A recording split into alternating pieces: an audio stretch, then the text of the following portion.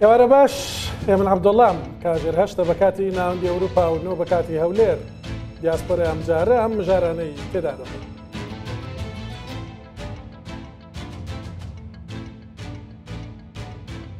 پێنج ڕۆژە دوو گەنجی کورد لە ئەڵمانیا دیار نەماون. پۆلیسی ئەڵمانی و ماڵباتەکەی تاوەکو ئێستا نەیانتوانیوە بیاندۆزنەوە. کەمێکی دیکە وەردەکاری زۆرتر دەزانن. سەرۆکی فەڕەنسا لەم مانگەدا بۆ جاری دووەم فەڕەنسیەکان دەباتەوە سەر سندوقەکانی دەنگدان. ئەمە بۆ دیاسپۆرای کوردی و بۆ کوردستانیش بەگشتی باشە یان خراپ؟ کەمێکی دیکە وەڵامەکەی دەزانن. هەواڵێکی خۆش بۆ دیاسپۆرانیشینانی وڵاتی نامەی دانیمارکیان هەیە و دەیانەوێت بچنەوە لەوێ بژین. ئەگەر بیانەوە هاوژینە نادانیمارکیەکانیان لەگەڵ خۆیان ببنەوە ئاسانکاری زۆریان بۆ دەکرێت. دوای پێتان دەڵم چۆن. ئەوانەی پزیشکن یا لە بواری تەندروستیدا کار دەکەن و حەز دەکەن بۆ کار بێنە ئەوروپا،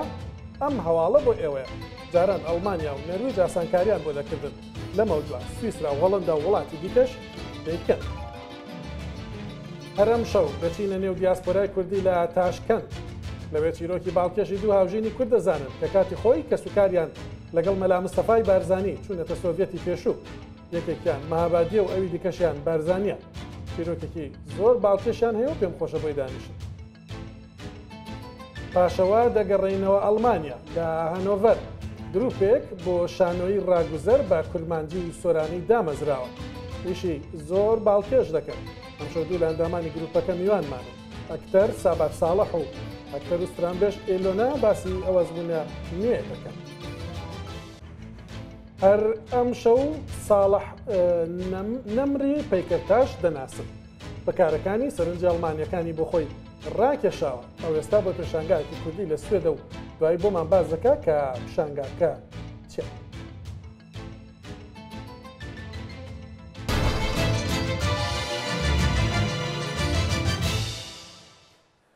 لە ڕۆژی دووشەمەی ئەم هەفتەیەوە دوو گەنجی کورد لە شاری بیلەفێڵدی ئەڵمانیا دیار نەماون. بەهزات مورات ئەلیاس کە تەمەنی 15 ساڵە و ڕەزوان وەلید شێخ سلۆی 16 ساڵ دوایین جار ڕۆژی دووشەمە لە قوتابخانە دەرچوون و نەگەڕاونەتەوە. بە گوێرەی شاهد حاڵێک ئەو ڕۆژە لە شەمەندەفەرێکدا بینراون کە بەرەو شاری ئاخنی ئەڵمانیا لەسەر سنووری هۆڵەندا و بەلجیکا ڕۆشتووە. دیارخێرۆ مامی بەهزات بە ناوی هەردوو ماڵباتەوە ئەو زانیاریانی بۆ بەرنامەی دیاسپۆرا پشتڕاست کردەوە. ڕاشی گەیان پەیوەندیان بە باڵیۆزخانەی عێراقیشەوە کردووە بۆ ئەوانیش لە ڕێگەی پۆلیسی نێودەوڵەتی ئینتەرپۆلەوە هەوڵەکان لە سەراستی نێودەوڵەتیش بۆ دۆزینەوەی ئەو دوو گەنجە چڕوپڕ بکرێنەوە. بە قسەی دیارخێرۆ هەردوو گەنجەکە هیچ کێشێکی ماڵباتیان نەبووە. بەهزات مافیمانەوەی هەبووە لە ئەڵمانیا و ڕەزوان نەیبووە.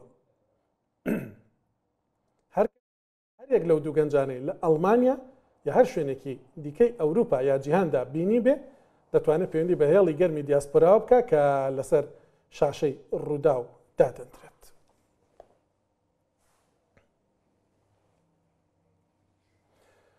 لەگەڵ دەرکەوتنی ئەنجامی هەڵبژاردنەکانی پەرلەمانی ئەوروپا ئێمانوێل ماکرۆنی سەرۆکی فەڕەنسا بڕیاریدا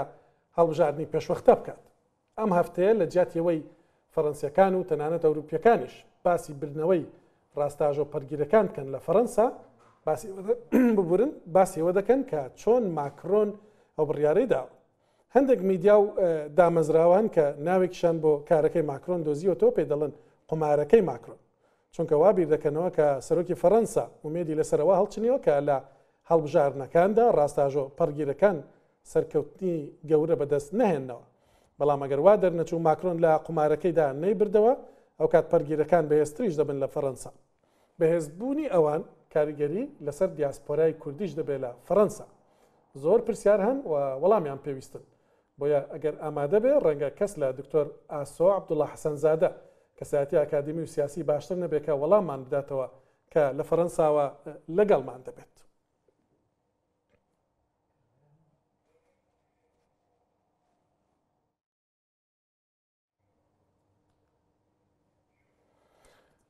دکتۆر ئاسۆ حەسەنزادە وەکو گوتم لە فەڕەنساوە لەگەڵمانە. وەکو لە پێشێکەکەشدا باسم کرد کاک ئاسۆ، ئەوەی کە ئێستا ڕوودەدا لە فەڕەنسا ئێوەش وەکو قوماری ماکرۆن دەیبینن یا پێتان وایە هەنگاوێکی ڕاستە کە هەڵبژاردنی پێشوەختی ڕاگەاندووە؟ ماکرۆن هەنگاوێکی ئازایانەی ناوە، هەرچەند هەموو کەسی سورپرایز کرد و غافڵگیری کردن بە سەرۆکوەزیرەکەی خۆشیەوە و بەلایەنگران و هاوڕێیانی خۆشیەوە لە ئاستی مێژوویدا هەنگاوێکی ئازایانەیە لەباری بڵێن کارکردی سیاسی سەرکۆمارێک کە لە حاڵەتی ئاوادا وەکو بۆ خۆی کوتی باشترین کار گەڕانەوە بۆ دەنجی خەڵکە پاش دۆڕانیان لە هەڵبژاردننی ئەوروپا. بەڵام ئەمن پێم وایە هەڵەیەکی محاسباتی کرد، ڕیسکێکی زۆر گەورەی کردووە و هەرگیز تا ئەم ڕادەیە ڕاستی توندرە و لە فەڕەنسا لە دەرگاکانی دەسەڵات نزیک نەبووتەوە. پێشتر کە سەرکۆمار لە فەڕەنسا با بڵێن ئەنجومەنی نیشتیمانی هەڵۆشاندوێتەوە، جارێکیان دوگۆل بوو، تقریبان هۆکارەکانی هەمان هۆکار بوون، ینی قەیرانێکی نهادی بوو بۆ هۆی کە دوگۆل کوتێمی کێشەی شەرعیەتم هەیە، بەڵام دوگۆل کاریزما و کەسایەتی و جێگە و پێگەکەی زۆر بەتایبەتی لە ئێستای ماکرۆنی تەبیعەتەن گەورەتر بوو، هەڵبژاردننی گشتی بردەوە. پاشانیش میتێران لە هەشتاویەک کە هاتە سەرکار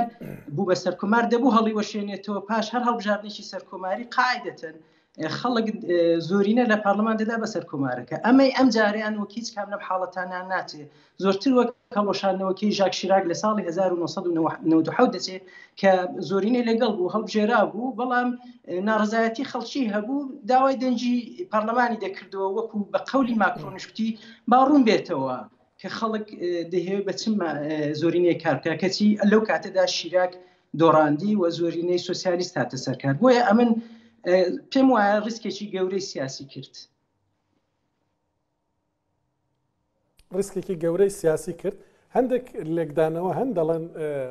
ئەوەی کە ماکرۆن کردوێتی لەسەر ئاستی سیاسەتی دەرەوە لەسەر ئاستی استراتیژی لە ئایندەدا بۆ فەڕەنسا هیچ دەرهاویشتەیەکی نابێت چونکە دەسەڵات لە دەست سەرۆکی وڵاتدا، بەڵام ئەمان لە نێوخۆدا کاریگەری دەبێت لەسەر کۆچبەران و لەسەر ئاستی یەکێتی ئەوروپاش لە کۆبوونەوەی وەزیرەکاندا ئەگەر هاتوو ڕاستاژۆ پەرگیرەکان لە فەڕەنسابی بنەوە دیسان کاریگەری دەبێت. چەند لەگەڵم ڕایەدانێەوە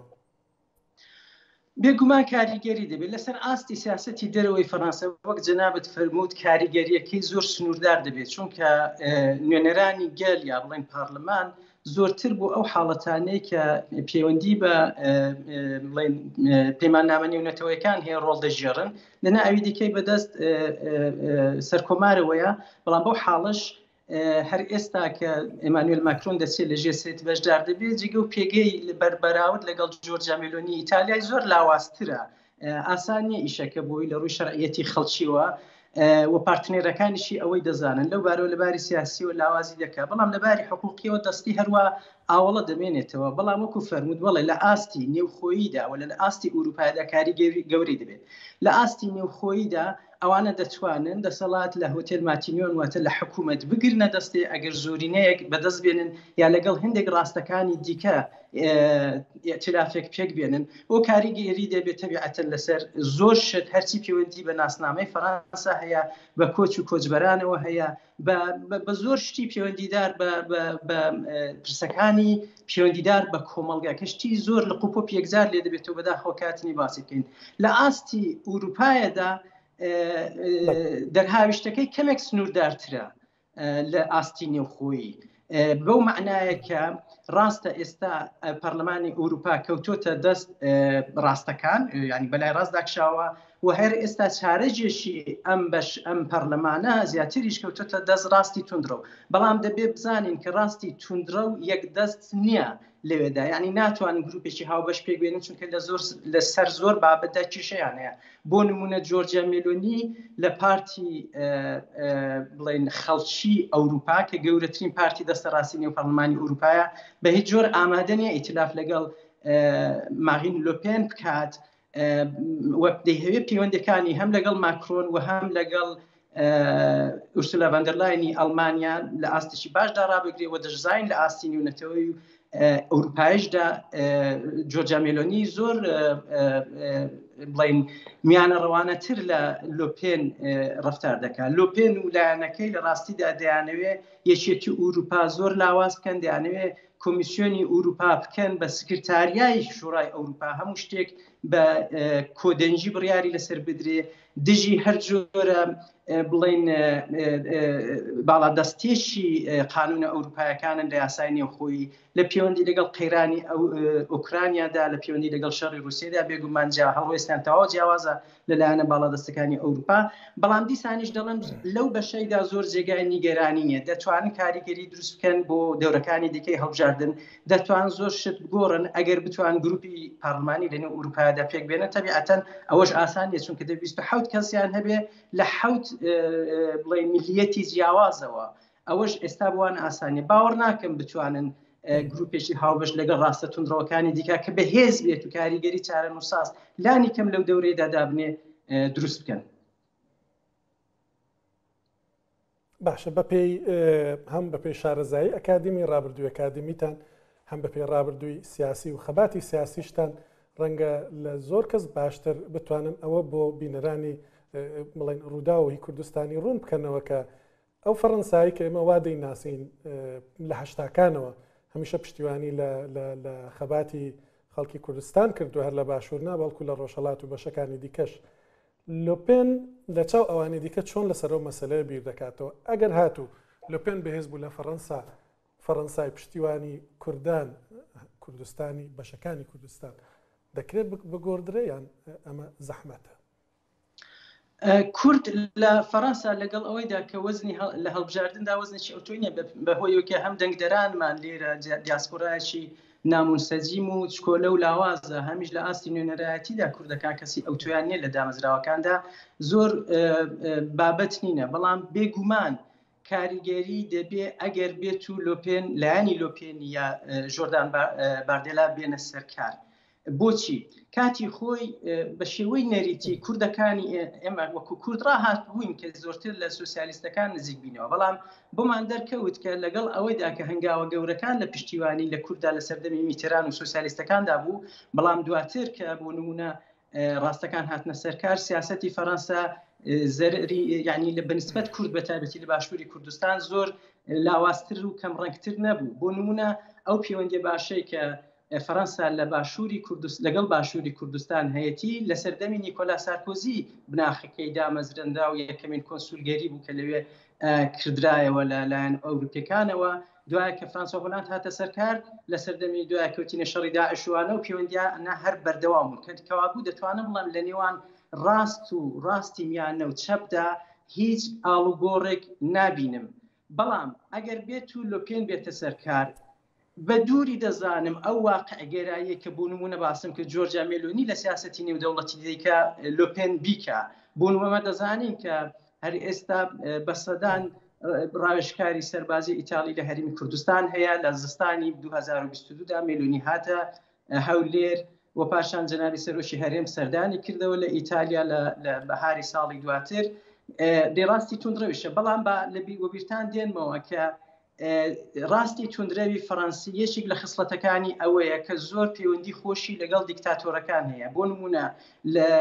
ئەوانە پارەیان بە قەرز لە رووسیا وەرگرت بوو دەستیان تێکەڵ بۆ لەبارەی تەمیلی خۆیان بە شێوەی گەندەڵانە لەگەڵ رووسیا هەڵوێستەکانیان زۆر لایەنگیری لە رووسیا تێدایە پاشان نمونەیەکی مێژوویت بۆ دێنمەوە خانەوادە و بنەماڵەی لۆپێن دۆستایەتی زۆر تایبەتی و نزیشان لەگەڵ شخصی سەدام حوسێن هەبوو لە ساڵی 1990دا کە سەدام حوسێن بڵێن ژمارەیەکی زۆر ئەوروپی و 300 فەڕەنسی بە بارمتە گرت بوو لە بەغدا ئەوەم ژان ماغی لۆپێن بوو کە لەبەر ئەوەی کە پەیوەندی باش بوو لەگەڵ سەدام حوسێن پێشوازی لێ کرد تەنانەت لۆپێن کوتی کە گەڕایەوە گوتی ئەمن وەکو سەر کۆمارێک لەلایەن سەدام حوسێنەوە پێشوازیم لێکراوە و لەبەر دڵی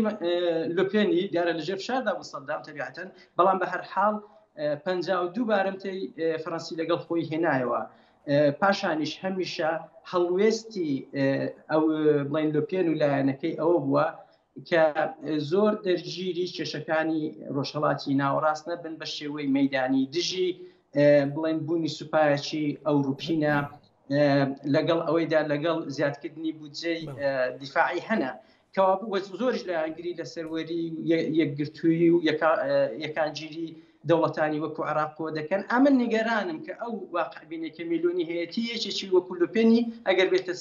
سەرکار لە حکوومەتدا نەیبێت لە تەعاملی لەگەڵ کووردا نەیبێت. باشە زۆر زۆر سپاس دەکەم دکتۆر ئاسۆ حەسەن زادە لە فەڕەنساوە لەگەڵمان بوو شیکردنەوەیەکی زانستی بۆ کردین بۆ ئەو هەڵبژاردنە پێشوەختەی کە سەرۆک ماکرۆن ڕایگەیاندووە کاریگەری لەسەر دیاسپۆرای کوردی و لەسەر کوردیش سیاسەتی دەروی فەڕەنسا چی دەبێت گوێتان لێ بوو زۆر سپاس. دەچمە دانیمارک کە پێشتر ئەوێش ئەزمموی ڕاستاژۆیی پەرگیری تێدا تاقی کراوەتەوە لە هەڵبژارنەکانی ئەم جارەدا دەنگی زۆرینەی بۆ پارتەکانی نێوەڕاست هەروە بۆ چەپەکان ڕۆیشت. ئەم ساڵ زوزوو لێرە لە دیاسپۆرا هەواڵی خۆشمان بۆ کۆچبەران لە دانیمارکەوە هەبووە لەسەر مەسلەی وەرگرتنی مافیمانەوە لەسەر گۆڕانکاریانەی کە لە سیاسەتی کۆچبەریدا دەبن. ئەمڕۆ باسی هەواڵێکی خۆشی دیکە دەکەین. زۆر کورد کە وەڵاتی نامەی دانیمارکیشان هەبوو ساڵانی پێشتر ڕۆشتونێتە وڵاتانی دیکە، بەڵام ئێستا کە دۆخی دانیمارک بۆ کەسانی بە بنەچە بیانی باشتر دەبێت ڕەنگە زۆریان بیانەوە جارێکی دیکە بگەڕێنەوە ئەوێ، بەڵام ئەوەی کە ئەندامانی خێزانەکانیان مافی مانەوان لە دانیمارک نییە وا دەکات کە نەتوانن ئەو کارە بکەن. لە کۆتایی ئەم مانگەوە ئەوانە ئیشەکان بۆ ئاسان دەبێت. هەر کەسێک بیەوێت بۆ کار بگەڕێتەوە دانیمارک دەتوانێت ماڵ و منداڵشی لەگەڵ خۆی بباتەوە. مەرجەکەشەوەیە واتە ئەوانیش مافی مانەوە وەردەگرن. مەرجەکەوەیە کە دەبێت کەسی گەڕاوە بتوانێت بەو شارەزایی کە هەیەی یا لە بواری زانستیدا یانیش لە بواری ئابووریدا خزمەتی دانیمارک بکات. بۆ نمونە بتوانێت ئاژەڵداری بکە یانیش توێژەرێک بێ و کارێکی زانستی گرنگی بۆ دانیمارک پێ بکرێت.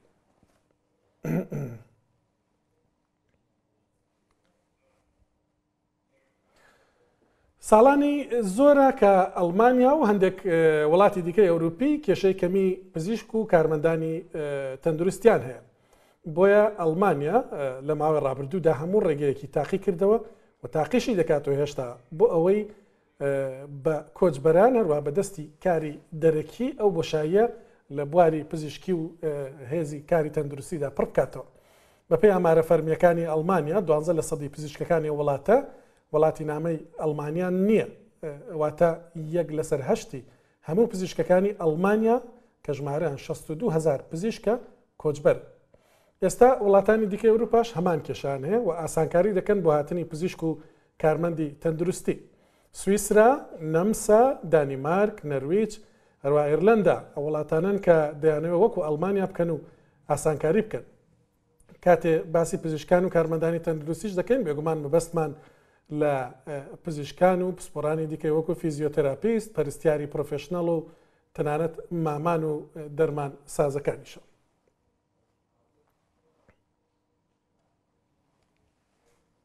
ناوبڕێک وەردەگرم ناوبڕێکی کورد دوایی کۆمەڵک مژاری هونەریمان ئامادەکردوون هەر لە پیکردسازێکی کورد کە لە ئەڵمانیا تاوەکو کارێکی زۆر تایبەت بەناوی شانۆی ڕاگوزەر کە بە سۆرانی و کرمانجی لێرە لە ئەڵمانیا پێشکەش دەکەن. سەرنجتان بۆ کارە هونەریە تایبەتەکانی ساڵح نەمر ڕادەکێشم. کوردێکی پەیکردتاش کاتی خۆی ینی لە دایکبووی دێرکی ڕۆژاوی کوردستان، بەڵام ئێستا لە ئەڵمانیا کارەکانی لەلایەن ئەڵمانەکانەوە بەرز دەنرخێنترن. فیچەرێکی لەسەر ببینن دوایی لە سوێدەوە لەگەڵمان میوان دەبێت. ناوم صالح نمرە ئەز ئاریە دێرکێمە گوندێکی کۆچەرە دێرکی من پەیمانگا هونەرە خوێندیە لە باژارێ شامێ ئەس دەرچۆیە پەیمانگەیەمە ساڵە 1995 لە پەیمانگەهێ کارکریە تێدانێ دیرۆکە هونەر و ئاواکردنێ دەدا لە تەڵابێ ساڵا یەکان و دوان پەژێ پەیکەرسازیە و سێرامیکێ. ئیرۆ ئەف چەند ساڵێ من ئەزل ئەڵمانیامە 2014 ئەزل ئەڵمانیا دژیم وێدە ئەم کورسا چێ دەکەن gelek xelk pejdar dibe fêr dibin ku çawa mirov bi karê peykersaziyê kartîne çawa mirov dikarê kevirekî ra biaxibe an pêra danostandinê bike pêra tiştin xweş jê derxe Eines Tages bin ich in meinen Hof gekommen, da standen 2 syrische Männer und haben gesagt, ich suche Arbeit. روزك از هاتم جه کاری خود دو زلامین سوری لور راوستیا بون و یکی گوت از لکار دیگرم و منجی گوت کار جبوت لجمت تنه پاش تلفن مملکت و جنه که گوت او نه لکار دیگره او لجه کی کو کره بکه کو تیدا کار بکه دیگره و به وی اوای من حوال خو صالح نامر ناسکر از بکار خو هستای کورانم و صالح هر تم جمن رد بجه تم ماستر منی و از جراد بجم اره لیت پروفسور منی Aber du bist mein Professor. Haben wir Zeit? 2, 3. Also das ist gut, ja. Weiter so.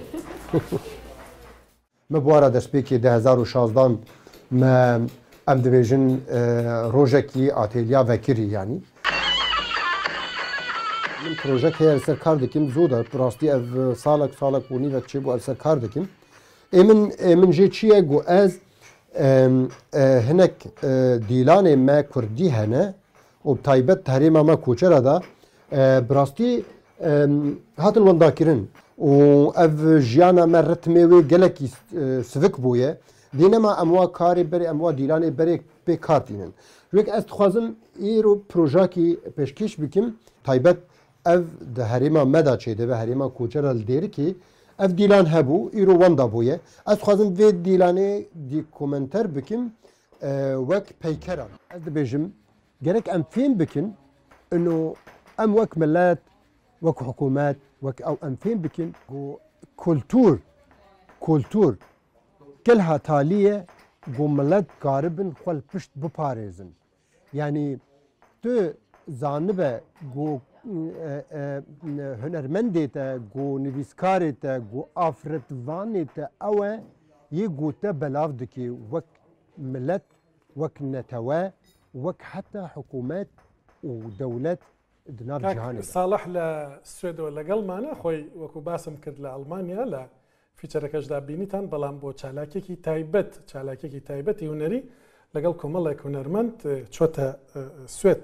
پێم خۆشە خۆی بمان باس بکە کاک ساڵح ئەو فستیڤاڵە هون تێدە بەشدار دەبن ئەنژێ و چالاکیە هونەری سبێ دەست پێ دکا وێ ڕۆ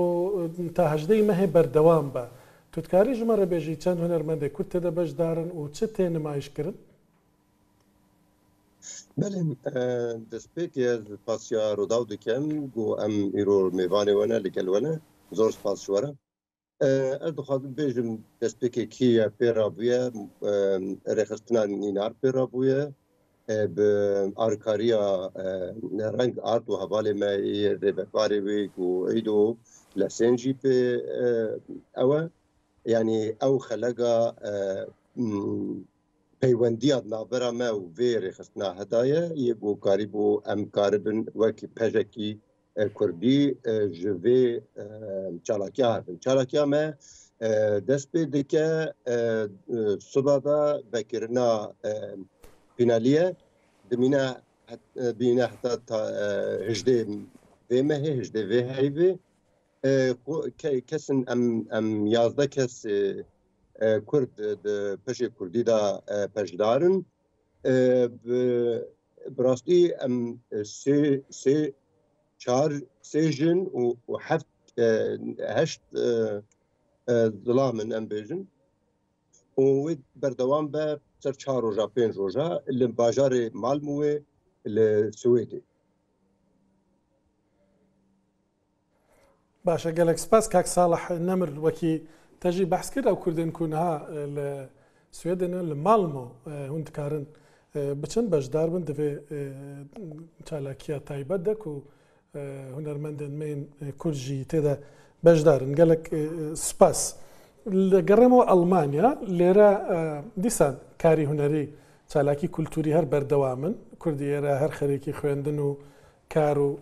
ştî dikey jiyan nîn balku kultûrîşiyan zor pê giring e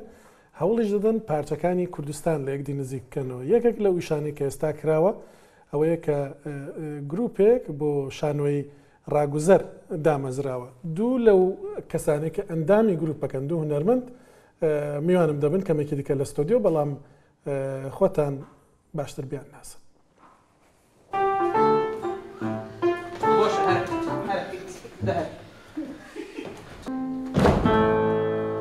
Navím Ilona Avesta, از کجا جهلا ارمینیا، جورجیا و روسیا ما.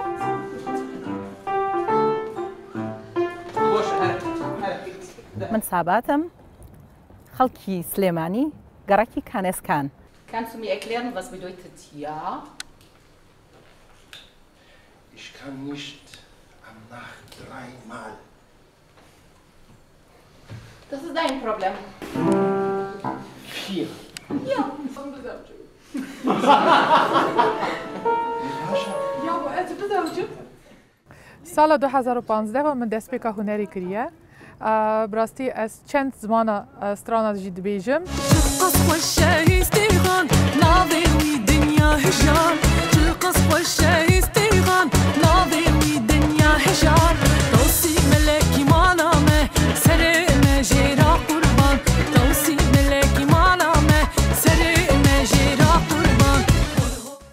گلک که خوشم اکتوری لخوینا مدانه جبو از خوش مالباته که هنرمه. استا ام سریوی وسادين اواهي اواهي ونجي جوري برا وسابه جا اوا برا هر عوابه دەرچووی پەیمانگای هونەرە جوانەکانم لە دوای پەیمانگای هونەرە جوانەکان چەندین کاری شانۆیی و فیلم و درامام کردووە و کە هاتووشم بۆ ئەوروپا لە وڵاتی ئەڵمانیا پەرەم ماوە بە کار و چالاکیەکانم و بەردەوام بووم و لە چەندین فیلما کارم کردووە کە دەرهێنەرەکانی ڕووس و کۆری بوون و بە زمانی کوردی من بەشداریم کردووە و لەگەڵ ئەوەشە لە ساڵی 2015ەوە ئەندامی گروپی سکێچم و بەردەوام کار و چالاکیمان هەیە و هەفتەی ڕابردووش لەگەڵ گروپێکی تازەیە هەستاین بە نمایشکردنی ئیمپرۆ چەند کەسانێکی بەتوانە و زیرەک لەگەڵمانە بەشدار بوون یەکێک لەوانە ئیلۆنا بوو. ئەجی گەلێکی کێ خوش بووم ئەمش هەممی ئەڵمانیا چ قەس باژار هەنە ئەم گشت تۆف بوونە و براستیژی مەتیاترێکە گەلک بەدەف بە هەورەمە چێکریە و پێشکێشی ملەت کریە. ji biçûkdaya xwe de min gelekî heş hunerê dikir û bizarok bûm jî min her tim strana digot. Piştî sala 2015 min cara ewilî min proba çêkir, min stranekî çêkir û bi rastî jî bela bû û bû bi nav û deng.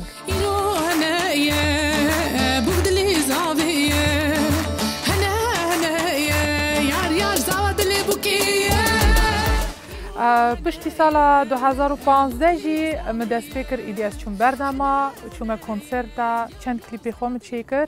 براستی جی هنر جیانا منه. ام ایواره لبرنامه دیاسپورا میوانین و تیشکا خینا سرکار و چالکیکان من هم لشانو هم لموزیک و گورانی. لبندا مبن. خیر بن سابت خان ببرز دست پیدا کم کاری هنریت پیشتر کردو و کل راپورتکش دا باست کرد. اما ام جاره جوازەکەی چییە نوێبوونەکەی چییە لەگەڵ ئەو کارانی کە پێشتر کردوتە؟ بەڵێ زۆر سپاس پێش هەموو شتێک بۆ بانکێشکردنم بۆ دیاسپۆرا جیاوازی ئەم کارەی ئێستامان لەگەڵ کارەکانی پێشترە ویستمان گروپێک دروست بکەین گروپێک هەمووی کوردی بێ پێشتریش ئێمە کورد بووین هەمومان لە گروپی سکێچە بەڵام ئەم جارە ویستمان هەر چوار پارچەی کوردستان کۆبێتەوە لە ڕۆژهەڵات ڕۆژئاوا باشوور باکوور بە خۆشحاڵیەوە توانم بڵم هەنگاوێکی باش بنین و چەند کەسێکمان لەگەڵایە کە بە جاراوەی جیاواز قساکەن لەسەر شانەوە سەخت نییە لە یەکتر تێبگەن بەڕاستی سەختە ئاسان نییە بەڵام هەوڵمانەیە کەم تا زۆر من بۆ پێی کە سۆرانی قساکەم هەوڵم ئەیە لە کرمانجەکان تێبگەم کرمانجەکانیش بە هەمان شێ هەوڵیانەیە کە لە من تێبگەین ئەگەر تێنەگەیشتن ببوایە هەوڵمانەیە بە زمانی ئەڵمانی لە یەکێک لەو گرتانەدا کە لەوێش بینیم دانراوە لەگەڵ تەمان هونەرمەندی خۆشەویستمان هەیە زەردەشتی کاڵ دەرهێنەر و بەڕاستی کەسێکی زۆر بەتوانە لێرە لە ئەڵمانیا دەبینم لەگەڵ یەک ڕۆڵ دەگێڕن و بە کرمانجی تۆ بە سۆرانی قسە دەکەن ئەمە یەکێکە لەو نمونانەوانە تێکەڵاوکردنی سۆرانی و کرمانجی بێکەوە بەڵێ بەڵێ بەتەکی تێکەڵاوکردنی سۆرانی و کرمانجی بەیەکەوە من زەردەش دەمێک کە ئەیناسم بۆ پێی کە پێشتر لە سکێچ ئیشمان کردو پێکەوە ئەتوانم بڵم تا ڕادەیەکی باش ئەتوانی لێک تێبگەین کردومانە بە سوورمانجی کورمانجەکەی ئاسانترە لەوانی دیکە زۆر نازانم خەتا لە چیە بەڵام زۆر ئاسانە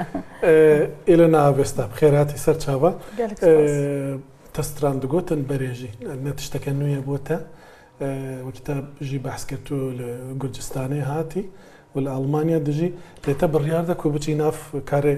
شانۆگەریە ئەکتۆریەشی تەچما بڕیار ستاند براستی یعنی چاوا من دخواست هەرۆ لە تیاترێدا لە فیلمەدا وەکی ئەس بەشدار بم و یعنی جێ خۆشی وێدەری بگرم ڕاستی گەلێکی کێو خۆش بم من پرۆبەژی کردە مە فیلمێکیژی بە هەڤرا مە چی کردە لە تەف ئاکتۆرین مە و هەڤالین مە پشتی وی ئەس گەلێکی کێو خۆش بووم کەنگێ کۆنتاکتا من هەڤالتیا من لە تەف مامۆستە زەردەشتی کاڵجی چێ بوو و ji بۆ من tiştekê serbilindiyê birastiyê ez ketim li nava grupa tiyatra Kurdî li tev xuşka me û xuşk û birayên dinê birastî jî hunerî tiştekê wisan e aktörî tiştekê wisan e goşt xwe nam darûniştiye bele na ew karê ku we kirt ew ku me dît di vîdyoyê de jî gelek kes hene dizanim nizanin ew împrovîzasyon di şanogeriyan de çi ye tu dikarî hinekî bû me behs bikî ka ew mesele çi ye yani hûn çi dikin şanogeriyek heye ku hûn li ser kar dikin an jî çawa ye împro tiyatr bixwe waye îdeyê hema ser sanê dêne serê mirova me jî mirova yani bi derê ekstra plan ekstra wisa yani çawa proba em çê nakin hema têmekî heye pirsek heye mesele ji bo qedehe mesele îdî em ser wê qedehe em dest pê dikin îdî ji xwe re tişta hema fantazîrin dikin û xeber didin tiştê kurdayetî hene ku we behs kir bi karê we yekemîn de çîrokek gelek tesîr li te kir û te nîşan da li wê derê belê me mûzîn me lîstiye yani gelek xweş bû û Erfahrunga min wek Alman dibêjin gelek baş bû birastî me ser wê sanê me şanê millet kiriye şanê temaşewanê me kiriye me mûzîn lê stayla Kurdî rast e Sabat Xan li Kurdistanîş rolit gêrawe wekû xweşet basit kirt belam lêre em care legal hawjînê kak tehayê xweşnûsîş derkewtûn bêyekewe rol gêran beramber hawjîneket ke li mal û bêyekewey renga xweşî û naxweşî sed car şertan kirin ca dibe li ser şanoş şanî bidey em wayê kirdim toleyê şerekî malewê lê bikeywe lem şanogeriya de خۆی لە ڕاستیە کە ئێمە ئەچینە سەر شانۆ من خۆم وەک خۆم کەسمە سەر شانۆ سابات نیم جارێکی تر لە سەر شانۆ من ئەو کارکتەرم کە پێم ڕائەسپێرێ لەوێشا لەسەر شانۆ من و تەهای هاوسەر نین تەنانەت لە شانۆگەری ڕاگوزەریش داوایە بەڵێ چونکە خۆت هین دەکەی وانە بەڵێ نە ئەوە هەر زۆر جیاوازە چونکە شانۆی ڕاگوزەری تۆ تێکست نییە کارێکی ئامادەکراوە نییە ئەو دقەیە بینەر داوای چی و لێ ئەکات تۆ ئەوە ئەەکەیت بەرجەساکەی هیچی تر لەبەر ئەوە کە لەسەر شانۆ بین من بم تەها بێ زەردەش بێ هەچ کەسێک بێ ئیلۆنا بێ خۆمان نین ئێمە بەرجەسەی کارکتەرێک دەکەین لەبەر ئەوە زۆر جیاوازە کاکتەها باشە زۆر باشە زۆر سپاس چونکە کاری دیکە زۆر دەکات دەزانی شێوەکاری دەکات هاتووە لێرە میوان بوو لە ماڵمۆیە پێت خۆشە لەوێ لەگەڵتە لەو کارانەدا وەڵا خۆشە هەموو کاتێک من باوەڕم بەوە هەیە کە ئافرەتی کورد پێویستی بە پشتیوانیە ئەنجە پشتیوانی لە مێرد لە برا لە هاوڕێی باش لە کەسە نزیکەکان بەبێ ئەوانە تۆ ناتوانانی هەنگاو بنێ بەڕاستی خێزانەکە یەکەم پاڵپشتە بۆ ئەوی کە بەردەوامی لە کاری هونەریە دەمەوێت دوایی بۆم باس بکەی کە کاریگەری ئەڵمانیا لەسەر ئیشی هونەری بەڕێزت چی بووە چکە تەجروبەی کوردستانیشت هەیە ئێلیۆنا تەگەلێک ستران گوتنەنە چەند سترانتانە 5 کلیپی من هەنە 5 کلیپ سترانێک me دوێت me gotiye niha straneke دوێت jî hazir dibe û pêşarojê de jî strana dida bi alîkariya Serdar Abdulwahid me straneke geleke xweş badînî me hazir kiriye erê klîpa wê mehek di do da wê derkeve te li Kurdistanê jî stran digotin an jî li Almanya te dest pê ولا ez بخۆش malbateke hunermenda me lê min stran min dest pê kiriye sala 2015 li wê derê Almanya تە لە ئەڵمانیا دەست پێ کوردیاتە چاوە بوو لێ دەرێ لە ئەڵمانیا فێر بوویانجی لێ الله ئەڵمانیا بڕاستیژی زمانی کوردی gelek زەحمەت بوو ji bo min cara ewlî ji bo eskengê hatim Almanya me gelek xelkê me ji aliyê Iraqê Sûrî Tirkiye me fehm nedikir. Di stranên te de gelek cara biro peyva êzîdxan dibîste behsê êzîdî dibîste gelekî taybet e bo te dikarî behsê bikey çima ewqas bo te giring e ku ev mesele di nav stranên te de bête behs kir. Bi rastî ez bi xwe êzîdiya ji Georgia me Ermênya Georgia û em ji welatê xwe em dûr em dayîk bûne em mezin bûne ji bo wekî her tiştekî wekî ez ji bo êzîdiya mesela bevsa kal û bavê xwe dikim yanî tiştê çîroka kal û bava dikim sewem tiştek gelek mezin e. Diasporayeke mezin heye ya Kurdên êzîdî li Georgia gelek mezin e? Erê. Çend dibin qasî? Bi rastî bêjim gelek nizanim lê gelek mezin e. Ermênya jî, li Georgia jî, li Rûsya hemû devera. Rast e baş e gelek spas. Sabatxan tecrübet hebû li Kurdistan belam hatiye Almanya bi taybetî bo şano eger basî فیلم و نواندنی تەلەڤیزیۆنی نەکەین بۆ شانۆ کولتورێکی یەکجار زۆر دەوڵەمەندی هەیە کولتورێکی چەند سەد ساڵەیە کە خەڵک لێرەوە ئیلهامی وەرگرتووە ئەم کولتورە ئەم مێژووە ئەم بڵین ڕێزدانانە بۆ نواندن لە ئەڵمانیا چ کاریگەرێکی لەسەر کارەکانی تۆ هەبووە تا ئێستا بەڕاستی ئەتوانم بڵێم کە کارکردن لە کوردستان لەگەڵ ئەڵمانیا جیاوازێکی زۆر زۆری هەیە هەر لە یەکەم دقە کە ئەچیتە سەر شانۆ تۆ لە ئەڵمانیا بۆ نمونە هەست بەبوونی خۆتەکەی وەکو شانۆکارێک بۆچی لە بەروی تۆ کە شانۆەکەی هیچی تر حەقی هیچ شتێکی ترە نییە نەخەمی قاعەتە نەخەمی هیچ شتێکتە هیچ دوای ئەوە ئەو باوەڕ بەخۆبوونەی لێرە بەدەستی ئەهێنی لەگەڵ ڕێزما بۆ هەموو مامۆستایانی کوردستان و ئەوانەی من و چەنەها کەسی کەشیان پێگەیانوە بەڵام بەڕاستی لێرە باوەڕ بەخۆبوونێکی زۆر لە ڕادە بەدەر هەیە یعنی ئەم تەسیراتە دیارە من هەستی پێەکەم لە بەروی من بە گەورەی هاتووم بۆ ئێرە بەڵام ئەمن لە مناڵەوە دەست پێ ئەکات لە کاتێکا کە بۆ نمونە مناڵێک لە باخچەی ساوایانە ئەو باوەڕ بەخۆبوونەی ئەیەنێ ئەمە واو لێ کات وردە لەگەڵ تا ئەڕوا بۆ شانۆش هەر بە هەمان شێوەیە باوەڕ بەخۆبوون هەیە زۆر ڕێز لە کارەکان ئەیگیرێ زۆر بە چاوێکی بەرزەوە سەیر ئەکرێت پشتیوانی ئەکرێت ئەمانە هەمووی جیاوازین کە بەداخەوە لە کوردستان تا ڕادەیەکی کە مەتوانی بڵێ ئەو شتانە کەمترەوە لێرە ئەگەر بە کورتی پێم بڵێ چەند سانیەکەم ماوە خەڵک چۆن دەتوانێت بەسەری ئەو شانۆگەریانەتان و کارانەتان بکات خەڵک دەتوانێت ئێمە ڕکلامی بۆکەین لە ڕێی سکێچەوە یان لە ڕێی بەنیازین ئەم گروپە تازەیەمان ببوورە من ئەگەر یەک تۆز مەجالم هەبێ ئەم گروپە تازەمان هێشتا ناومان لێ نەناوە بەڵام بەنیازین ناوێکی لێ بنین لە ئێستای هەر ناوی ئیمپرۆ کوردیشە ئیمپرۆیە بەڵام لە دوا ڕۆژە ناوێکی هەبوو ئەتوانرێت زۆر کۆمەڵاتەکان زۆر سپاس دەکەم خانم سابات ساڵح ئەکتەر هەروە خانم ئێلۆنا ئاڤێستا سترانبێژ ئەکتەر کە هەردووکتان لێرە بوون زۆر سپاس کە لەگەڵ من سپاس بۆ ئێوەش کە تاو کەستا لەگەڵمان بوون هێڵی گەرمی دیاسپۆرا هەیە لەسەر شاشە بیرتان نەچێت پێشنیازتان هەیە ڕخنە هەر شتێکتان هەیە بینێرن لێخینە سەرچاومان لە هەر کوێن بێ بەڵام